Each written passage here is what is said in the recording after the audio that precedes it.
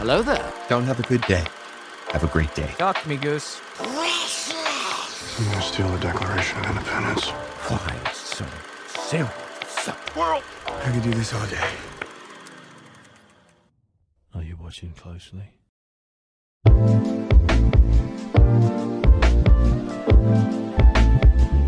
Welcome, everybody, to the One-Eyed Film Podcast. I'm your host, Seth Mossberg, and today we got Deacon and Will joining me today to talk about a very fun topic. I'll get to that in a second. How you boys doing today? I'm doing great. Just living my life, I guess. I'm doing all right.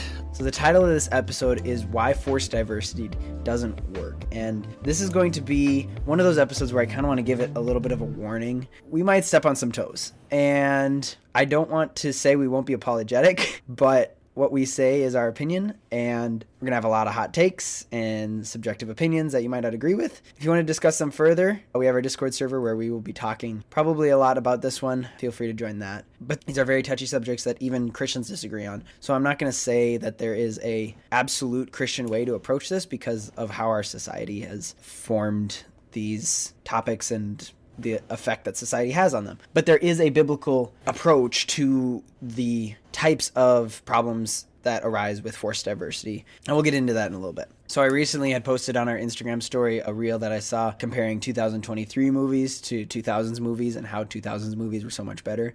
And there was a lot of nostalgia that was built into that, but it got me thinking about why movies, specifically kids movies, just aren't as good anymore and why people aren't going to see them or having such strong opinions on them. And there's a lot of reasons I could cite for this, and we've kind of talked about it with like storytelling and animation, but I would say the biggest push for Hollywood that has led to the decrease in the quality for a number of movies is what I have labeled forced diversity. And this is a situation where a studio centers a plot or character around a topic that only exists to push a narrative that is anti-God. Some people call this woke, some people call this leftist agenda, but what it really is anti-God. This can range from gay characters like in Strange World, or raising women to a position that is superior to men and tearing them down off a pedestal as leader and protector of the family, or making a character's race a priority or talking point when it has nothing to add to the story, or pushing any other political message into a movie where it doesn't belong. If it's not a specifically political type of commentary told in story form, I get very frustrated when it's pushed on me like that. And the reason I had compared this to 2000s movies, because you think of, the one my mind goes to is Cars. I loved Cars as a kid, and there is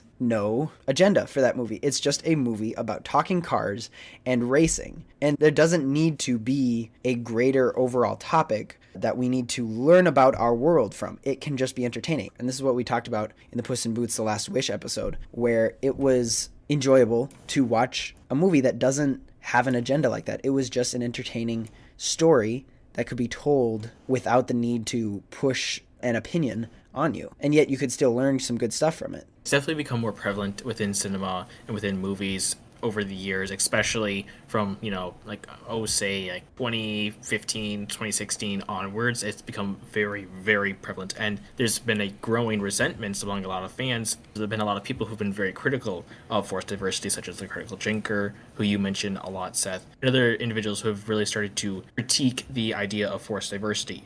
And I really am interested into why exactly it is that this has become partly so politicized, but just why it is such an intensive topic that people get really passionate and angry and all sorts of emotional feelings towards. I believe that this Hollywood agenda, for forced diversity is able to be pushed purely because we let it get pushed. I mean, we talk about like the radical minority, right? The loud ones who speak up, and how most people are more moderate than the extremes of, for instance, political parties are. I think realistically, in my opinion, unfortunately, the people outraged, like the Critical Drinker, the people who criticize the Rings of Power for their forcing of race stuff into Lord of the Rings, is that they're a more minority. Most people, I don't believe, are actually on the side of it, but I think actually an NF lyric from his most recent song sums up the point pretty well. It's not actually about how big you are, it's about how big you seem. And I think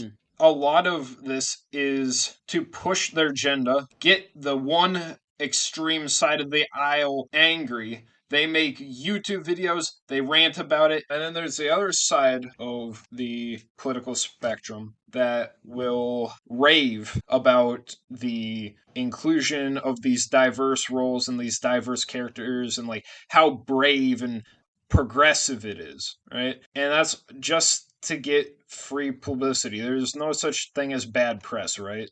I think that they at this point it's to appease one side of the aisle while setting off the other aisle. And I think full disclaimer, I think conservatives do this too on the right side of the aisle, where they'll say stuff to intentionally offend people to get one side of the aisle to applaud them for being so brave for triggering a leftist, and have the other side of the aisle get mad because they said something offensive. Maybe it is offensive, maybe it's not offensive, whatever. But it's this rage culture. We want everything dished to us quick. You know, we're seeing all these headlines about this movie, and the fact of the matter is I don't think the Christian market, or the conservative market at least, has been willing to take an active stand against Hollywood's agenda. My family, for instance, we cut our Disney Plus subscription. We were already skeptical because of some of the other decisions Disney was making, but we eventually got to the point where, like, if Disney is not going to support our values and they're actively going to disrespect our values and not listen to the consumer, we're going to actually take a stand for what we believe in and pull the plug. And so we got rid of our Disney Plus. We don't have it anymore. But I think that's the problem, is the vocal minority will yell and scream and throw a fit and boycott it. But I think the mainstream viewer doesn't care enough about forced diversity to actually not go see it. They don't care. They're going there to be entertained. Whatever forced agenda there is, most people will probably be entertained because they're there for the expensive hundreds of millions of dollars of CGI dumped into whatever, and then an okay script and maybe like 20 Marvel one-liners thrown in for good measure, right? But that's my general take on the matter. A lot of people won't not see a movie, like you said, just because it has the label of Disney or Marvel. Even I have fallen subject to that. Using the IPs in that way to keep your following, you know, to keep bringing the money in is a good marketing tactic, but not the best moral tactic. So I've divided up this diversity conversation that we're having into the 3 different types of topics that we're going to cover in how I see diversity playing itself out in movies today. So the 3 that I've decided to talk about and we'll be focused most on is homosexuality, race, and gender roles. And I'm going to address the biblical approach and what the Bible says about it and what I personally believe about it.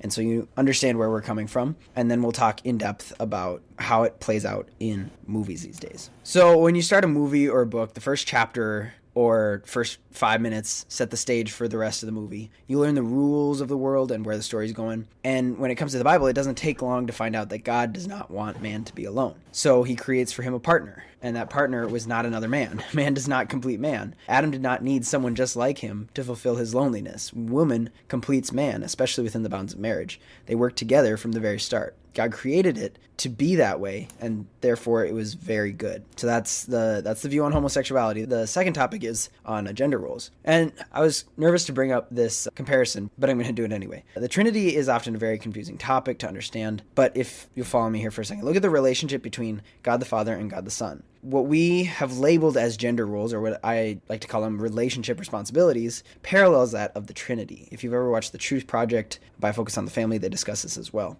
God the Father is obviously over the Son, but that does not diminish the Godhead of the Son. Jesus is no less God than the Father is just because he is subordinate to the Father. In the same way, women are no less valuable than men just because they've been put in charge by God to lead the family. And even Ephesians 5 talks about this parallel, even though it's compared instead to Christ and the church rather than the Father and the Son. Also 1 Corinthians 11 and 1 Timothy 5 talk about this. Women, of course, should be treated socially as equals, as we're all made in the image of God. We were made, male and female, in the image of God, stated right at the very beginning in Genesis.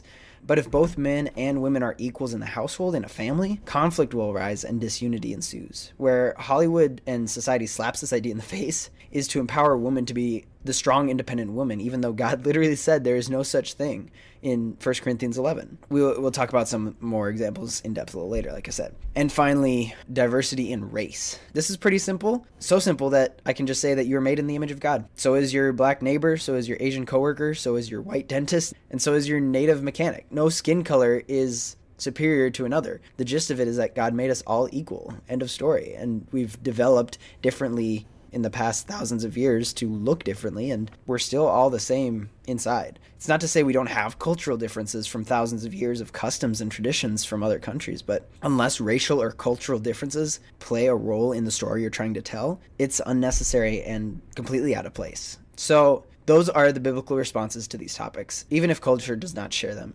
If you have a problem with it, I'd suggest you talk to the big guy, because he probably has some stuff to say about that. So why do I call it forced diversity, and why doesn't it work?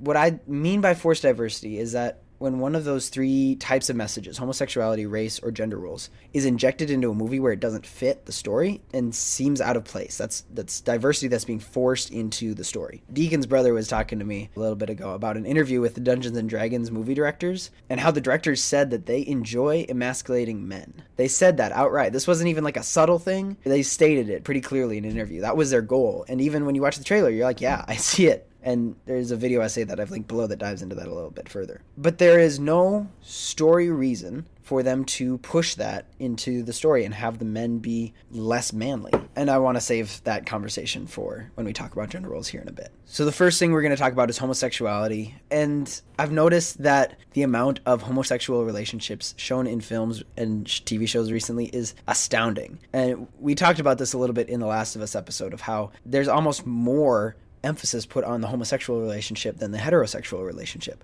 You would have never seen this much pride, pun intended, about this lifestyle of sin even a decade ago. Like, this just wasn't a thing that you saw that much in movies. But now a gay relationship is shown as if it's always been this way, and shame on you if you have a problem with it. It's almost gaslighting you into being like, oh, it's always been this way, and you're the crazy one to think that it's not. And it's being fed to our kids at such a young age. Like, this would be a totally different conversation if it wasn't in movies like Lightyear and Stranger World coming from Disney, like we were just talking about. Disney is putting this specifically in their movies directed towards kids because they are trying to get to the kids before the parents can even set a basis for what sex is and how God meant for it to be. If a family went to see those two, like Lightyear or Stranger World, and were not prepared for that homosexual relationship that was shown, parents would have a lot of explaining to do for their 5-year-old that they were not ready to have that type of conversation. It's disheartening in the sense that our kids are being fed it like that, but also just, a slap in the face for what God intends marriage to look like. Deacon, you got something? I got a thought, but I want to formulate it correctly. I'm going to be careful with my words. So I'm going to be less careful with my words. I don't care. The One-Eyed Film Podcast audience can grab their pitchforks and burn me at the stake, I guess, for being a heretic or something. But this is... Okay, first off, if you went to go see Lightyear or Strange World with your 5-year-old and then you weren't expecting the homosexuality, you were living under a rock, A. B, that's on you for poor parenting. Now, this might be a little bit of a hot take. We did promise some hot takes. A little bit. So I'm going to play devil's advocate with the clarification that in no way, shape, or form do I believe that homosexuality is part of God's plan for marriage or sex. I don't think that that's a thing. This is the thing that it has become more difficult for me in the question. A, I don't think you should mess with the sexuality of any established characters. I don't think that retroactively changing the sexuality of characters does anyone any good. That, in my opinion, tokenizes gay people. Like, frankly, you're turning their sexuality into basically an advertisement for your product. As I said, I think most people are doing this to get people to get angry and then get clicks. Second, I'm straight. That's not a personality trait, okay? I like girls. I think they're pretty most of the time, and I think that that's fine. But that's not part of my character. It can influence how I am and what I do, but that does not equate to a character trait that needs to be mentioned. Part of, in my opinion, what was maybe a good-ish thing about progressivism, right, is at least in concept, is the idea that we're all equal, and I believe that, like you said, we're all made in the image of God. And so I think that we should be loving to homosexual people, not accepting of their lifestyle, but loving. In that aspect, I think that the issue is that as we move forward in a society, whether or not we want it to, homosexuality has become accepted. I believe that art should be a reflection on the real world in our real life. And so I struggle to say that there shouldn't be homosexuality in media because at this point, that is part of life. For instance, I think we all watched a Top Gun Maverick and we enjoyed it. Now, I think that no sin is worse than any other. Tom Cruise sleeping with women outside of marriage just because he's straight and not homosexual, that's not any better. That's not any better, it's no worse. But if we can watch Tom Cruise do something sexually outside of God's plan for sex, I think that there isn't necessarily anything wrong with having a homosexual character. I mean, homosexuality was usually played off for comedy, but in like the 2000s, there were homosexual characters, but they didn't usually make it the crux of the plot. It wasn't the character's identity. It was just part of the character. This is one of the things that I feel like, to an extent, we can still condemn it and say that's not part of God's plan. And I don't think it should necessarily be part of the kids' indoctrination. But I don't think we necessarily need to freak out every time Hollywood hides a homosexual kiss in the background of one of their things. Like, you remember right before episode 9, The Rise of Skywalker came out, there was like all this controversy because apparently there was like a gay kiss or whatever, and like everyone grabbed their pitchforks. They were so mad. I didn't even see it the first time. I watched the movie and I was like, so where was that? It was like hidden in the back just so Disney could say they put it in there. Like, I don't think we need to grab our pitchforks every time a PG-13 and an older person film has a homosexual kiss. I don't think that's realistically what we need to be focusing our attention to. That does not mean that we have to accept it as a legitimate God-fearing lifestyle, but that doesn't mean that we need to get enraged every time we see it. I totally agree. If we're going to accept other parts of the movie as all right and be okay with other visualizations of sin, not necessarily prescriptions of sin, but descriptions of sin, then why are we all up in arms about this? I almost feel as though, after your thoughts, Deacon, I need to defend myself in that I don't feel the need to be that pitchfork grabbing type of loud person, but at the same time, the way it's going with things where it's more prevalent in, say, Lightyear for a kid's movie is getting to a point where it's very difficult for families to find Christian entertainment that is for kids, because kids can't really comprehend life the same way we can. Like, yes, we can not get enraged or get enraged at something specific like this, but kids can't do that yet. They're just kind of a sponge and they just take everything in at once, and so that's where the danger really lies. And I agree with that. I believe that can be dangerous to the Christian child. And my response to that would be, quit hecking giving your money to Disney then. I don't know why we complain. I don't know why we complain every time Disney does something like this, like Lightyear or Strange World or whatever. Full disclosure, I never watched Lightyear or Strange World because I saw what was in it in a kid's movie and I was like, nah, I'm not watching it. I don't care. And plus, Buzz Lightyear didn't need his own movie. I didn't see Lightyear or Strange World either because I couldn't be bothered. I was like, you know what? Don't care. Especially if that's what the agenda they're pushing. I'm not going to indulge in that. Right. And so that's like the part of the thing, right, for me is stop giving Disney your money. If you care so much, stop giving Disney your money. Because the only way, right, we're going to get children's Christian media that allows for Christian values to be pushed is if we force there to be a market. There needs to be a market because ultimately Disney is doing this for money. The only way that we're going to be able to get these Christian value productions and movies that accurately reflect how we feel in the Christian market is if we stop giving our money to the people who are actively going against what we believe. What we're going to have to do is force there to be a market that somebody, not necessarily Disney, I don't know if they do it, but somebody is going to have to. I don't know if Strange World did particularly well in the box office. I don't think it did. And I don't know if Lightyear did well either. Not at all. All that to say, what that says to me is Lightyear should have had plenty of demand, but it evidently didn't. And Disney finally ventured into an IP that wasn't a sequel or a live action remake in Strange World, and they couldn't land that ship either. I mean,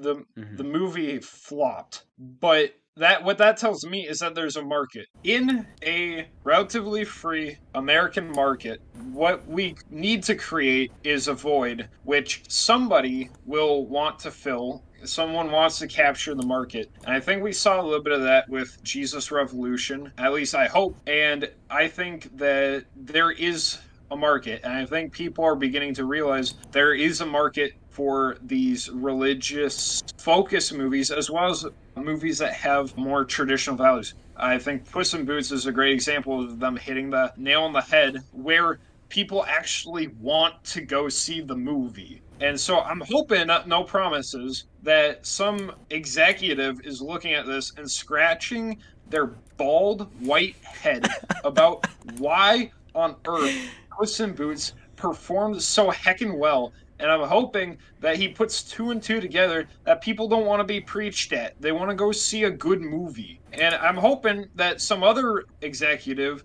is looking at Jesus Revolution like, oh, the Christian market actually doesn't hate all movies. They just hate our movies. What can we do to capture this market? What can we do to get this Christian audience? And I'm hoping that we don't get Noah, a sacrilegious mess of a Bible story, but that we could instead get some actually good quality Christian media that we can appreciate and go watch. We'll see if that happens, but the writing, in my opinion, is on the wall, and clearly there is a market for it. It's just a matter of whether or not major companies such as Disney choose to capitalize on that market, which will remain to be seen. I think that's why I love Prince of Egypt so much, is because DreamWorks took a risk and made a biblical story that was pretty accurate. We have an episode on that if you want to go listen to that. But was such a good movie that I really enjoyed that filled that void, even though it was, came out in the 90s, but it's that same thing you're talking about. And then they knocked it out of the park with Puss in Boots 20 or 30 years later. Mm-hmm. So good on you, DreamWorks. I think what you're speaking to the fact is that we really just want good movies instead of the message, as the critical drinker likes to say, which is the main thing, is like we want, even as just general consumers, we just want good films that tell good stories, which is what Puss in Boots is. It's a good story. It's a good film. As a Christian, I would prefer movies that tell stories with Christian themes and lessons within them. They don't necessarily have to be explicitly Christian and again, try to just tell the Christian message where it destroys the story. You don't want that. You want a good story that has good Christian themes within it. I'd say Lord of the Rings is the best example of this, where it's very clear a lot of like the Catholic and Christian themes that influenced Tolkien also influeed his writing, and that's a very good story as well. It's a very useful way of teaching and spreading some of the important messages within the Bible and from Christian doctrine and such. But we've kind of gone on a little bit of a tangent on that, but this is kind of going to happen anyways. That's fine. Just some of my thoughts about homosexuality and the gay and lesbian representation in media. It's definitely become more prevalent and very much more celebrated, and there's kind of like a couple of different ways I kind of view it. Obviously, again, as you guys have all pointed out, as a Christian, I don't approve of that lifestyle, and it's a sin. The Bible is very clear and explicit about that. And as a Christian, I can't say, this is great. I celebrate the fact that this film has this kiss that's between two women or two men or whatever. I can't, in good conscience, applaud that. And in certain circumstances, depending on what the film is trying to say about that, I will use that as a criticism of the film. And that's where the idea of the message comes into.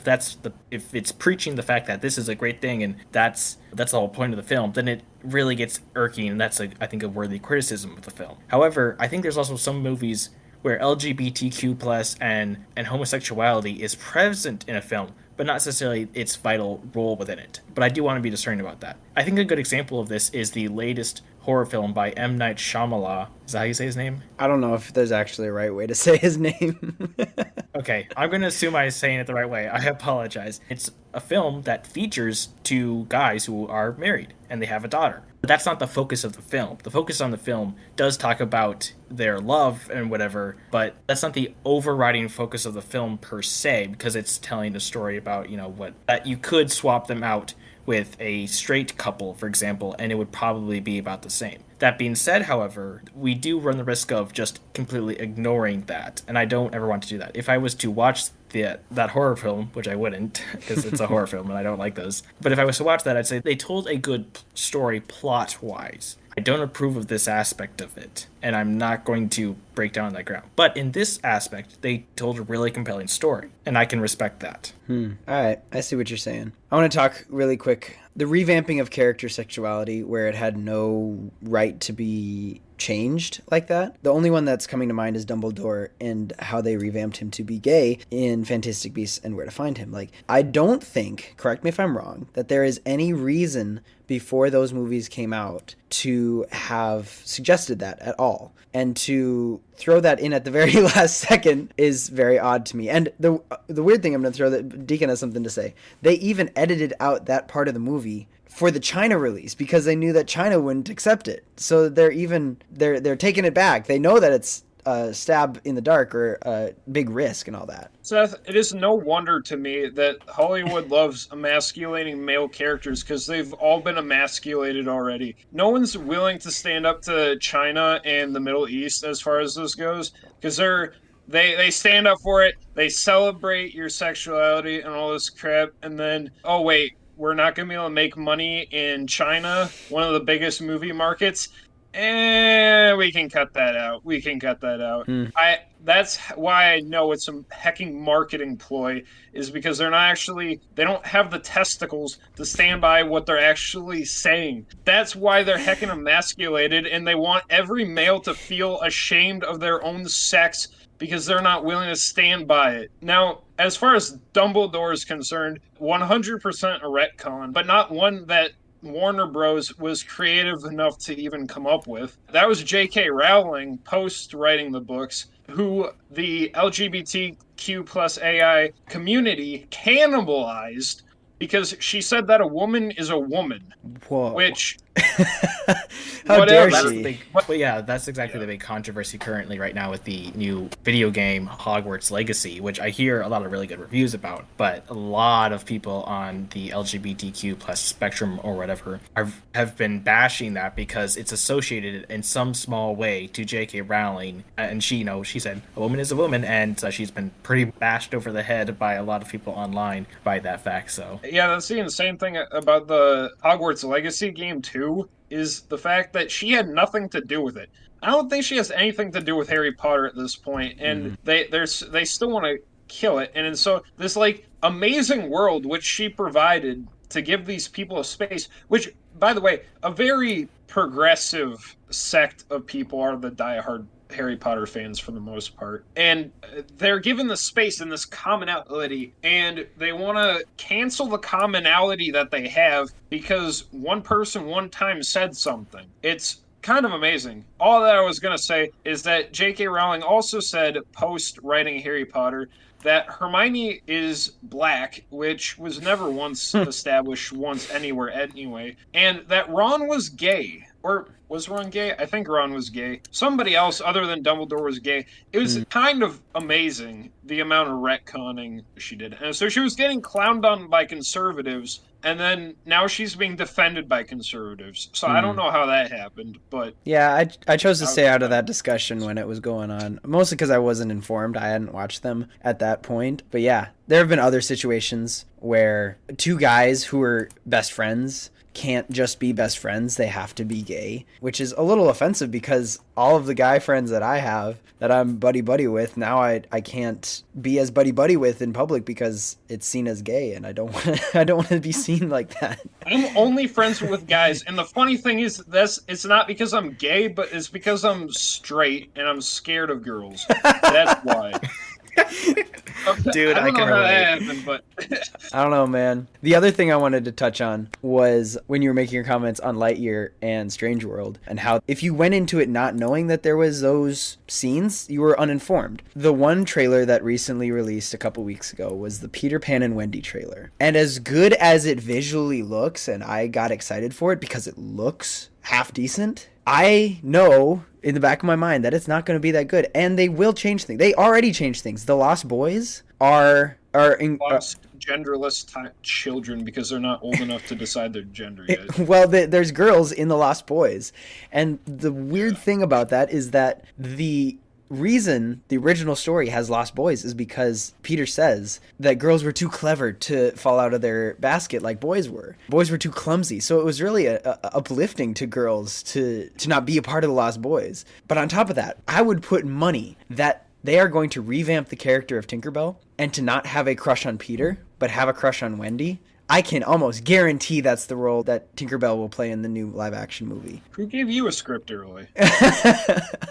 It's pretty clear that that's the route they're going to go. If I've seen anything of Disney of late, that's definitely the way the cookie crumbles. It's actually very progressive of them to take away the girls' elevated sense of direction and put them with the men. It's we're equaling the genders for equality. Yeah, we'll talk about that here in a sec. We kind of got on a little tangent there, generalized our conversation about the Christian market and all that, but that was our section on homosexuality. Now I want to talk about women empowerment, and I want to be very careful, guys, because we are not women. The three of us talking about this topic are guys. I checked this morning. I am still a dude, and so I don't want to sound entitled and the patriarchy as I've been labeled, apparently. Because according to society, as a white Christian heterosexual male, I have no opinion. I am the scum of the bottom of the barrel just because of how my life has gone. But this is my podcast, and if you're listening to me, you get what you get.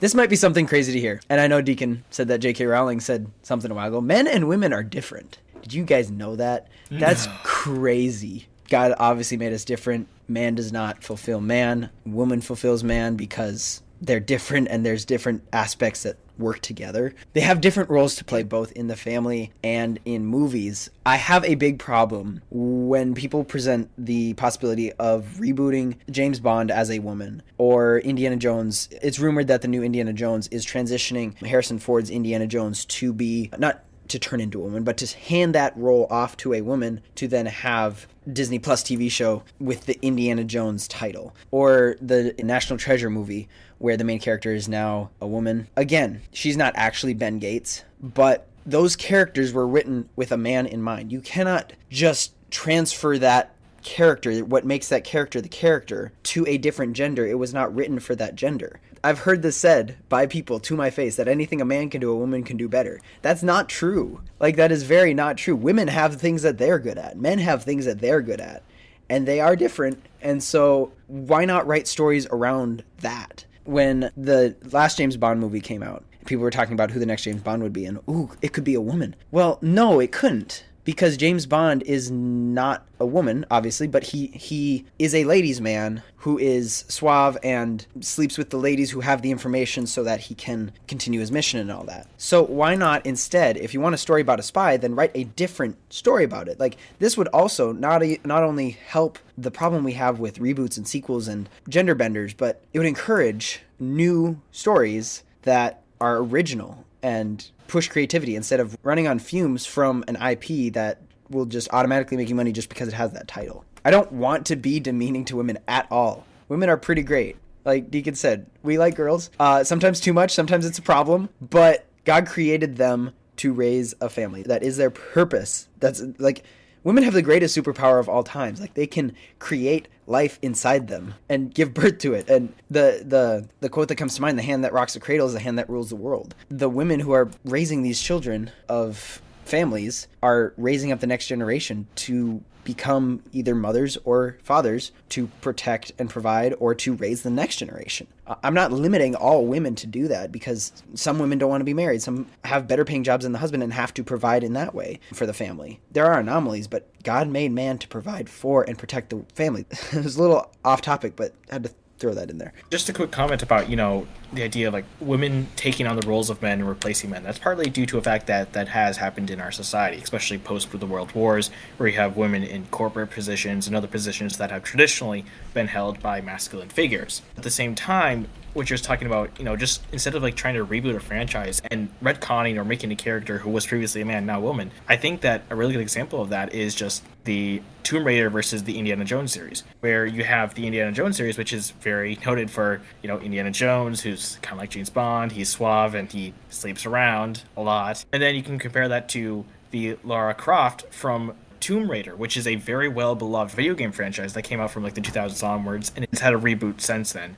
But that follows a female archaeologist who goes on and raids tombs and goes on all these adventures and stuff like that, and does similar things to Indiana Jones, but she's a woman and it's specifically designed for her. So it's the idea of also, what if we were to make Lara Croft a man? Well, that wouldn't exactly, how would we do that? What would be the point of that? So it's kind of a vice versa. Like, how many people would be angry and outraged if someone decided to make Lara Croft a man? Well, I think you can make the argument that they could be reasonably, justifiably angry at the fact that that happened, because that doesn't necessarily need to happen in most circumstances. I think that men handing off the torch, so to speak, to female characters can work well, if not done ham-fisted for whatever message they're trying to push. I mean, men and women have different qualities. And can a woman be a spy? Absolutely. In fact, I would hazard a guess to say that women spies are necessary to do certain jobs.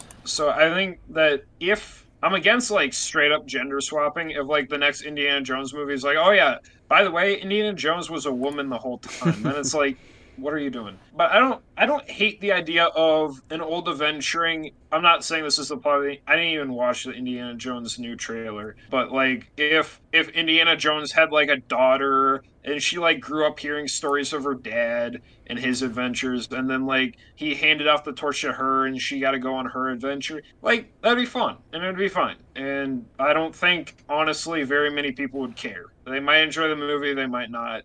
But it comes with this idea that everyone knows in their heart of hearts, which is men and women are different. And any attempt to say otherwise is patently absurd. And if you're willing to make a movie about a woman adventurer, no one cares, because women can go on adventures. This isn't the Shire where no one gets to go on adventures. If she wants to be a motherly figure to these precious objects before she takes them to the museum or whatever, who cares? I mean, and like before Black Widow got her own movie, which personally she failed at, she was a good character. And I thought that, maybe there were some absurd parts, but the fact of the matter is Captain America had his own absurd moments of holding up a helicarrier with one arm. Like, that didn't make any sense from a physics standpoint. And Ant-Man wasn't even consistent with his own rules of his universe. So, like, whatever. It's a superhero film. I don't care. Natasha Romanoff, she wasn't supposed to have powers, but she got them anyway. I don't care. It's a superhero movie. But she was a great character, and she was done well. And no one heckin' cared that Black Widow was a woman. I think when Black Widow came out, they're like, oh, you just don't like female superheroes. No one cared about Black Widow being in the Marvel Universe until she made a terrible film. We're complaining because you made a terrible film and didn't do her justice as a character. People were complaining about Captain Marvel because she's an obnoxious brat who can't do anything. She's a Mary Sue. And I mean, plenty of male characters are Mary Sues too. I'm not saying that there aren't. I'm just saying women characters absolutely can be done well. It's just in the modern Hollywood where they think they want to prove. They're acting like they have something to prove. They want to prove that women are just as good as guys. And to prove that women are just as good as guys, if not better, they get to skip the whole training arc and the whole, like, having flaws, because having flaws is for men. They get to skip the character development. In fact, everyone around them has to go through character development because they don't believe in the women, even though the women are perfect. It's kind of remarkable, really, how I never realized how perfect women can be. Apparently it happens all the time. Yeah, that is very true. I would say some of the best movies are the ones that are real and show flaws in both. Like, again, not caring about gender roles, or not at least addressing them and say, look at this is a norm we're breaking, or something like that. Just letting people be real. Like, I think of Arcane, where the two lead characters were women, and they didn't really address that they were women. They could have, I guess they could have been boys, but they didn't really need to be. They worked fine. And obviously the source material says they're girls. But the show that they're flawed and still have problems makes it so real and enjoyable. Well, and I think that in Arcane specifically, the fact that they were women, Jinx not so much. I think Jinx could have gone either way. But I think for Vi's gender and the role she plays in the show, at least the first season, was frankly, like, if they had changed parts, I think it could have been a guy and made him, like, a little more protective. But, like, to an extent, I see her very much as a mother character, like, trying to reclaim her child. Because, like, the fact of the matter is Vi became, like, the moment their parents died, Vi became Jinx's, spoiler alert, but it happened within the first 5 minutes of the show, so it doesn't count. But Vi becomes Jinx's mother figure. And I think that the motherly themes and, like, the femininity was in there. I don't think it was, like, super prevalent, like, oh, look at these women and all the things they can do, because they didn't need to. We acknowledged that they were women, and we acknowledged what they were doing. And I think Arcane specifically did a really good job of that. I watched a video essay for Turning Red, the seminal masterpiece from Disney+. It was from a YouTube channel called The Literature Devil, and it was about Turning Red and the non-existent character development that the main character goes through, where in the end it turns out that she was perfect the whole time, and the person who had to go through character development was her mother, because it turns out that Ming, the main character, had to embrace her flaws because her flaws are what made her her, and it was her mother's fault for not accepting her disobedience of her child. That's ridiculous. The main character doesn't go through anything. She betrays her friends, to which they promptly forgive her. She goes behind her mother's back, to which the mother realizes that she was overbearing. The mother can realize she's overbearing, right? Overbearing parents, that can be a lesson in character development that the mother can go through. But at the same time, children respect your mother and father. The main character doesn't have any flaws, and the movie acts as if her vices were virtues, which is patently insane. A while ago, you were talking about the line specifically, but more generally, you had said that women probably make better spies. And I was thinking about that and how the difference between men and women, and especially, I've been watching through the Fast and Furious franchise. Hate on me if you want. I've been liking them so far, mostly because Cargo, Vroom Vroom, and Speedy Fast and all that. But there is a big difference shown between the women and the men and how they get information, because they're crooks, they're thieves who do heists, and so they need information. And so especially the one scene from Fast 5 when Gal Gadot goes to get information from one of the bad guys, and she uses her sexiness to get past the guards to talk with this guy and get what they need. And a guy could not have done that. Like, that's one way that women can play a role. I'm not saying that's the only way. I don't need to sexualize women at all like that. But to have that aspect that shows the difference between the two of them. And I don't think you meant to misquote, and it wasn't a quite misquote, but what I said is in some situations, women could be better spies. Certainly in other situations,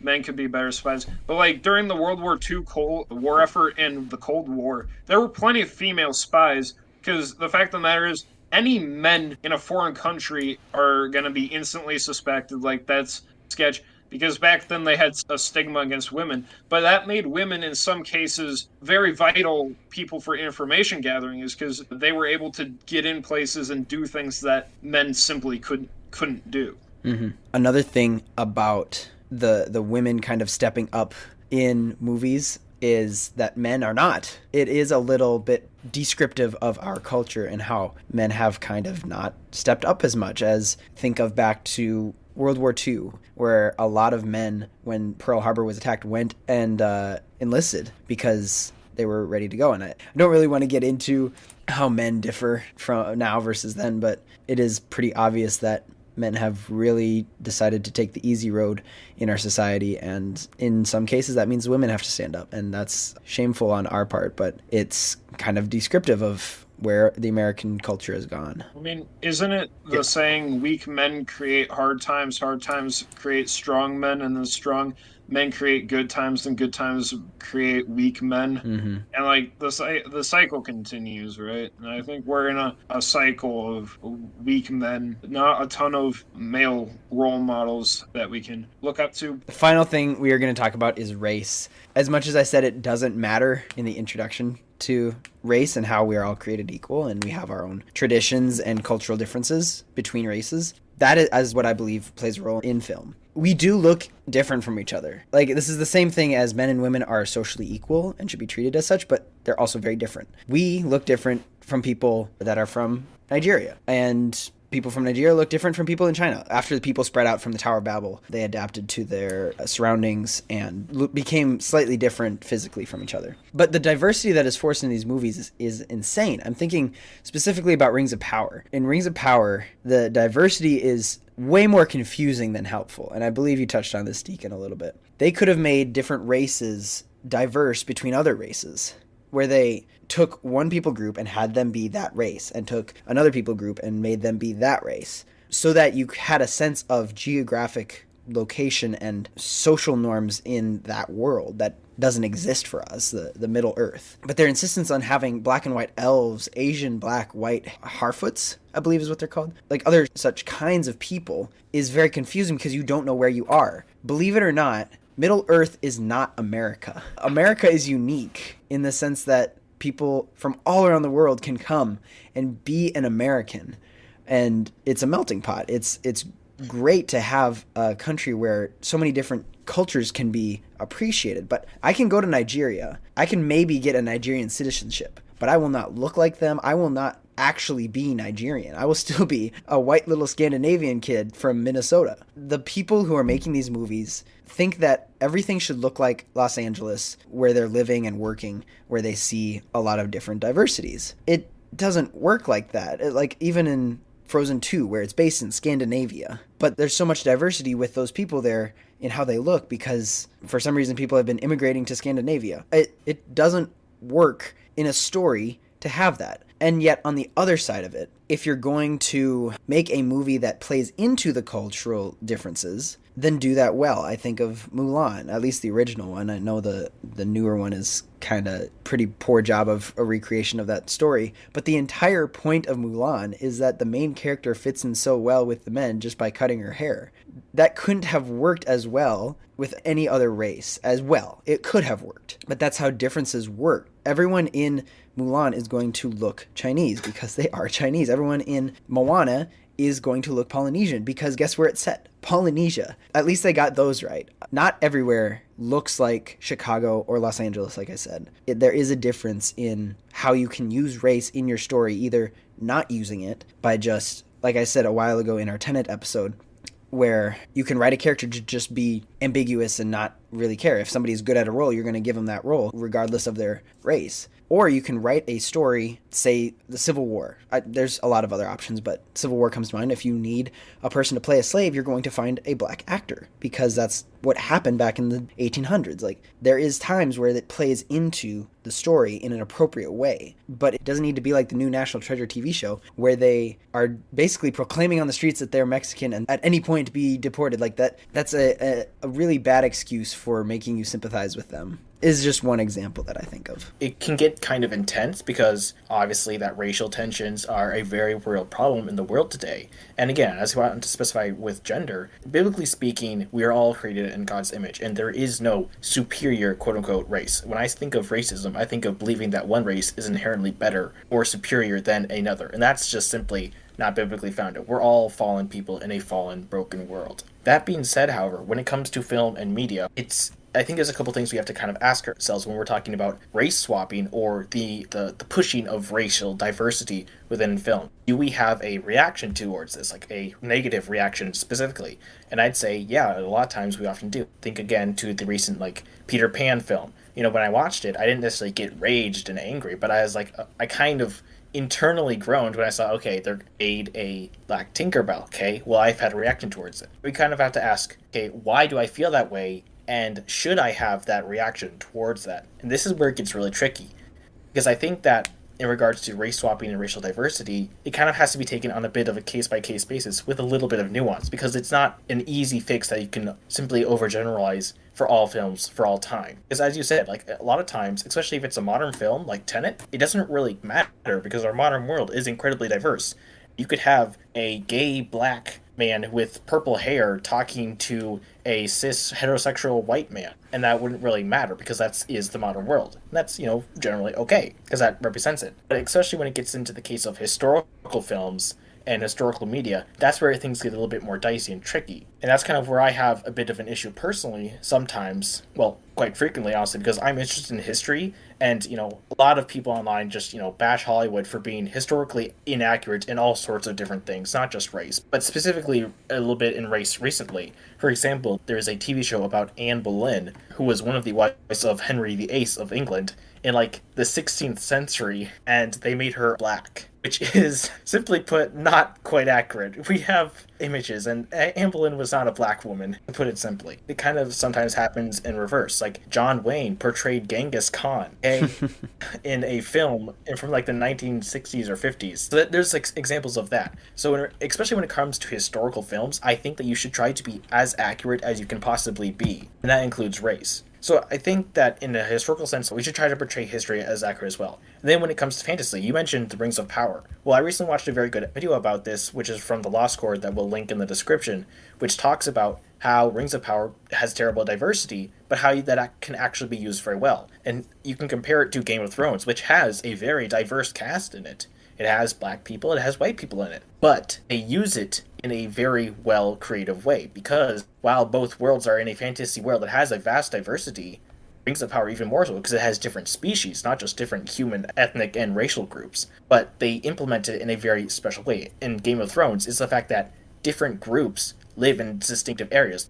That matches up with history. If you live in rural Nowheresville in the kingdom of blah, blah, blah, then you're probably going to look a lot like everyone else around you, because that's just what happens. And that's what happens in Game of Thrones. In Westeros, there's people who look generally alike. But then in this region called Dorne, there's people who have tanner skin and have distinctive qualities about them that let you identify, oh, this is a distinctive region that has its own little bit of culture and history and language, etc., etc., etc. That carries on throughout Game of Thrones. And so they actually use diversity to enhance their world building and storytelling to make it even more compelling. Compare that to Rings of Power, where, you can go to this random village in the middle of nowhere and it's like more diverse than my hometown. And then again, you talk about, like there's black elves, for example, which, there's really no lore indication for why that would be. And again, that seems to be more of a pushing towards the message type of a deal. And so Rings of Power just uses diversity, but it just kind of, as you said, it portrays like modern day Los Angeles, even though that's not how that world would likely have looked.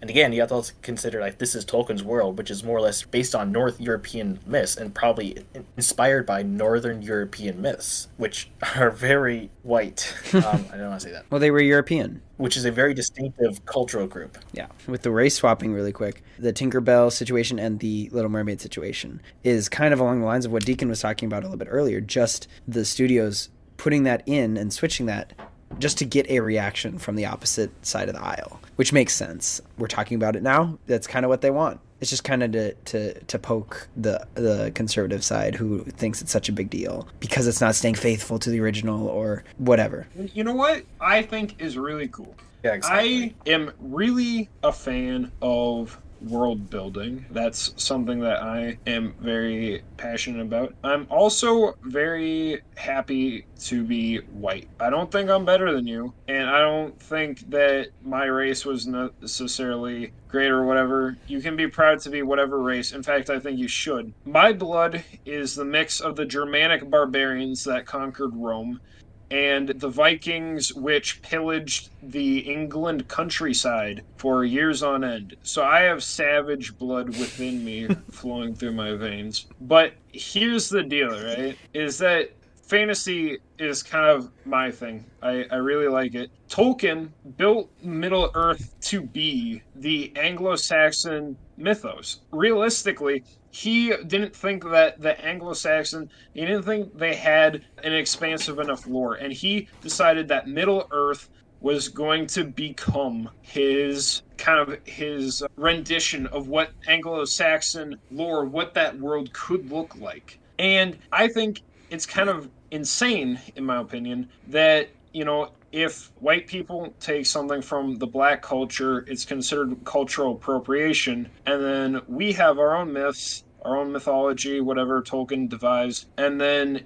inserting black people as elves is somehow not cultural appropriation. Now, as stated before with Game of Thrones, I know nothing about Game of Thrones, very little at least. But here's the mind-blowing thing to me is if they wanted diversity within Middle-earth, Tolkien had diversity within Middle-earth. They just needed to go to the east. They could have added Easterlings. There could have been a conflict with the Easterlings, and then right there, you got another race. But the fact of the matter is, it was an Anglo-Saxon myth. Now, as far as race swapping main characters, I wouldn't have such a a big problem with this if they actually put effort into it and respected the cultures. If they respected the cultures that they were race swapping with, to an extent, I'm all for it, okay? If they wanted to make Casper the Friendly Ghost not white anymore, go ahead. I mean, so, right, here's the thing, is I've always had, like, a fascination with languages and mythology and all this stuff. And you know what's, like, really cool? Asian mythology, black mythology, all this stuff, I'm not saying that we couldn't have had the Easterlings. I'm happy the Easterlings are in the Middle Earth. You could have included them, but you didn't. If you want so badly to have diversity in a fantasy show, make your own heckin' world. Don't steal Tolkien's and do it. If you want a black fantasy world, go read some African folklore and make your own world. That would be sick. I would go see that. That would be cool. Because the fact of the matter is, Africa, just like everywhere else in the world, has a very diverse history and mythology and lore in their culture. And what you're doing is actually a disrespect to other races by not taking what makes that race unique. In a sense, you're whitewashing a different culture and making them act white because you're putting them in the role of a white person. If they recast The Little Mermaid no longer as a redhead, pale woman, if they had changed the mermaid to reflect an African-based mythology, or like if they had made The Little Mermaid Polynesian and like made a crossover with Moana and like there was like Tafiti or whatever, or like they met, who's the heckin' shiny dude? Blanking on his name. The crab who sang Shiny. Like, yeah. That'd be cool. Because you're taking what makes that culture unique and adapting this concept you already had. If, for instance, they made Casper the Friendly Ghost no longer white, and now he's like Asian, but then they had like something where he's not like a traditional American style ghost, but rather he's like a Japanese spirit monster, because I have a lot of those. That would be cool. Like, I would love to see other cultures and other mythologies, because as it is, we're mostly only seeing Anglo-Saxon fantasy, but there's a lot of other mythologies, a lot of Greek and Roman inspired stuff, but we haven't really seen much from the Aztec world or the Incas or the African lore, Asian lore. There's so much that Hollywood could do if they gave a crap, but they don't. They know what their audience is, so they're using Anglo-Saxon fantasy, but they want to shove and whitewash a bunch of other races into it without bringing to the table what makes that race unique. They could have given the Easterlings their own culture that made the Easterlings unique. In fact, I wouldn't have been mad if there were elves even further to the... Actually, I probably would have been mad, but I wouldn't have been as mad if there were more elves like to the east of the Easterlings who were a different race than the elves in Mirkwood, and they had their own elven culture that was different than this elven culture. Because that's how the world works. Fantasy is cool as escapism, but it's also somewhat of a reflection on our real world. And it breaks the fantasy immersion to have that jarring mix of cultures. In regards to race swapping, I think that is a bit of a complex issue and that it needs to have some nuance. And strictly speaking, your opinion on it is largely going to depend on your own views with whatever happens. I do think that there is some sort of way that we can understand that, yes, maybe that there is some way that some characters are generally as fine if their race is changed, because that doesn't necessarily affect their deeper inner true character of what that is. But I think in other cases that's not so much the case. So again, in regards to Deacon, I think that in certain circumstances, depending also on the motivation, like if you're trying to explore a very interesting question, then you could possibly do that. Because on some level, when it comes to representation of characters, race ultimately technically doesn't matter because it's just a presentation. So an actor can still be a great actor regardless of their skin color. And again, we've mentioned that in Tenet. You know, he could have been a person of another race, and if the protagonist in Tenet was a different race, but portrayed it just as well, that wouldn't really have mattered. In certain circumstances, the understanding of that race and that context of the film can alter how you watch that film. And so I think that you always have to be at least conscious of the fact that in certain circumstances, race does matter towards that character. And so, like, in regards to race swapping, you have to ask the question, why are they doing this? Was it necessary? Does it provoke any new ideas or questions? Does it improve the story in any way? And if it doesn't, I don't really see any reason why you should have it. Let's take, for example, the new show that's just been trashed on, Velma, which race swaps Velma Dinkley and Shaggy or Norville. Well, why did they do that? I mean, you know, probably just to get people riled up about it or diversity quotas or whatever. Does it really add anything to the story? Not really. So the question is, why do you need to have that? Like, is this necessary? Is it going to make a compelling new story? If not, then if you want to have a black character who is part of a team of mystery solvers and paranormal investigators, well, make your own story about that. That's a perfectly valuable option. To wrap up the racial diversity part of this episode, it also leads to tokenism, as Deacon had pointed out previously in the episode, more than authentic diversity. The black best friend remains the black best friend, the side character. The sassy Latina side character remains just that. But if you write characters that are good and give them difference in skin colors and cultural background, they will come across as more fully fleshed humans instead of the stereotypical characters that we've given them over the years. And I agree that some of those stereotypes should probably be broken, but in its place, let's make real characters with something to add to the story. I had talked about a video essay in the Last of Us episode by The Closer Look that I'll, again, link in the description, just this section though, where it goes into more detail about the rings of power and how that was all confusing and all that. But wrapping this all up, as we watch movies, and as I've encouraged you, listener, to learn from movies as you watch them, learn from them, and watch them with discernment. Hollywood also understands that movies are a powerful tool. And when I say Hollywood, I mean the executives or directors who make these decisions on what movies are made. Movies let your guard down and allow ideologies to be thrown at you without a second thought. That's what's so dangerous about it being presented to children. But you consume topics differently if they're presented in a movie versus in a newspaper or an op-ed or something. So in your discernment as you watch movies, be aware of these things that we've talked about, especially parents with young kids. Be prepared to discuss these. Plugged In is a great resource to use if you want an idea of what the movie is before you go see it. But be aware of what you're watching and just learn from movies, more than just the positive aspects, but also the negative things that can creep in and full-on pounce on their prey, on the people they're trying to get. And to bring this all home on a spiritual note, I want to encourage people to consider where they're putting their identity. Are you putting your identity in your sexuality, in your masculinity, in your femininity, in your race, in your heritage? But I would encourage you, listener, to instead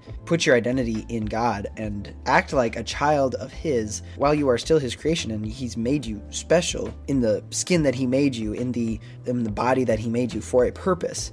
Don't let that define you. Let the thing that will last forever, your spirit and your identity as God's child, be what defines you. If you pride yourself on your physical attributes, that doesn't matter at the end of time when we meet God and live with Him forever, then I suggest you let go of that identity and live as one who has been freed from sin, and let that be your identity. Be one who lives as though you are free from any sinful earthly hold it has on you. Well, thank you, boys, for this discussion. It was a long one for sure, but I really appreciate your thoughts on it. Listener, if you want to continue this discussion, join our Discord, where we'll talk about it on there. We have full video episodes on YouTube, short form content on YouTube, TikTok, and Instagram. So follow us all there. Continue to share this with your friends and give us 5 stars if you liked it, and give us some feedback on Discord and all that. We hope you guys have a great day. We love you all. God bless. Bye. Bye.